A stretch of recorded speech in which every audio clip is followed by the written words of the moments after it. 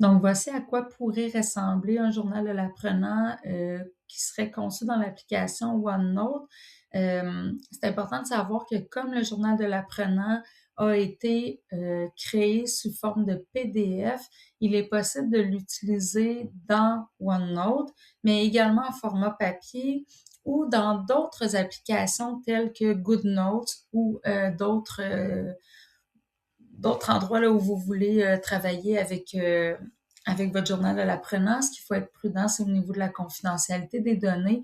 Dans la plupart des centres de services scolaires, là, les applications comme GoodNotes ne sont pas autorisées. Donc, une application qui provient de Office 365 comme OneNote demeure un bon outil là, actuellement pour respecter là, les normes de confidentialité. On vous encourage à mettre l'élève 1, élève 2, élève 3 et non pas le nom de l'élève. Advenant que vous prenez des photos en classe, chaque élève peut avoir son numéro, une étiquette avec son numéro qu'il dépose à côté de son travail et que vous prenez en photo. C'est plus facile pour vous dans ce cas-là là, d'aller classer vos photos selon le journal de l'apprenant de l'élève.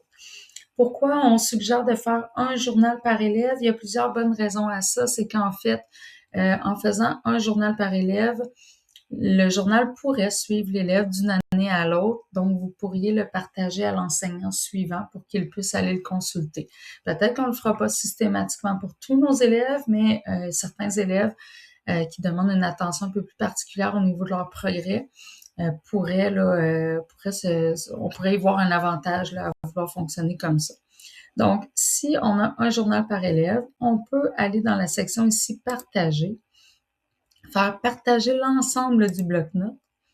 Et là, on s'assure de laisser en consultation possible si, par exemple, on veut partager l'ensemble du bloc-notes aux parents pour qu'ils le consultent. On va aller dans les paramètres. On va mettre seulement une personne spécifique, consultation possible. On pourrait décider que le parent, il a 1 semaine ou 2 semaines pour aller consulter le journal de l'apprenant de son enfant. On fait appliquer. Et là, ici, on va aller inscrire l'adresse courriel du parent. Et on pourra à ce moment-là soit envoyer avec directement un court message, veuillez consulter le journal de l'apprenant de votre enfant dans toutes les disciplines, pour toutes les compétences, afin de voir les traces d'apprentissage et ses résultats de l'étape 2, par exemple. Nous en rediscuterons lors de la rencontre de parents prochainement. Si vous avez des questions, veuillez communiquer avec moi à l'adresse suivante. Bon. Autrement, on pourrait aussi inscrire aux parents, veuillez consulter la section mathématiques réseau d'étape 1, par exemple. Donc, on va être clair et précis, mais ici, il faut savoir que le parent a accès à toutes nos sections et toutes nos pages si on partage de cette façon-là. On va faire envoyer. Si on veut envoyer tout ça directement, le parent va recevoir un courriel.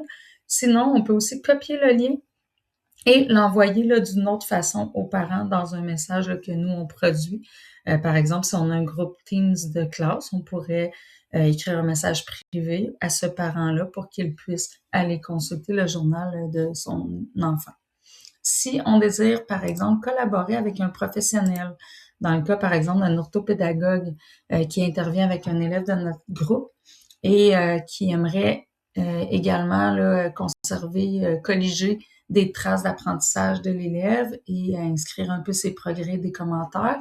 À ce moment-là, on pourrait vouloir collaborer avec l'orthopédagogue. On va inscrire son nom. On va peut modifier si on veut qu'elle puisse écrire à l'intérieur. Si on n'est pas à l'aise, on fait seulement consulter. Et puis, même chose, on vous lui met un message. Ici, on va aller mettre est-ce qu'il y a une date maximale ou non. Peut-être qu'il n'y en a pas. Sinon, ça peut être la date de fin d'année aussi, si on veut s'assurer que la personne n'aura pas accès au journal de l'apprenant de l'élève là, indéfiniment. Et on va aller, dans le fond, inscrire son courriel. Même chose.